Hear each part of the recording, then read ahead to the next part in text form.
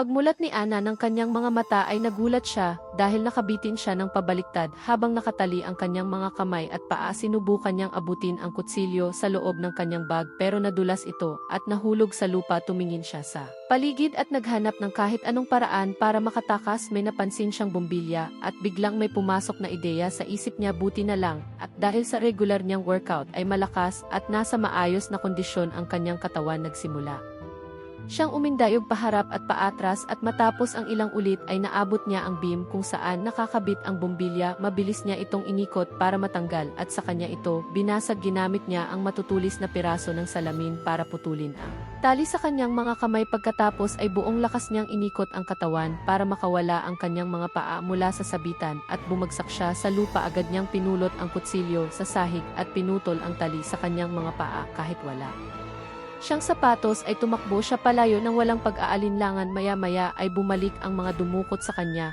at nang makita nilang nakatakas siya ay agad silang sumakay sa kanilang mga motorsiklo at hinabol siya. Matagal nang tumatakbo si Ana na makita niya ang isang abandonadong kubo. Pumasok siya para maghanap ng pwedeng magamit at nakakita siya ng isang pares ng sapatos. Pagkasuot niya nito ay hindi na siya nag-aksaya ng oras at nagpatuloy siya sa pagtakbo sa daan sa loob ng gubat.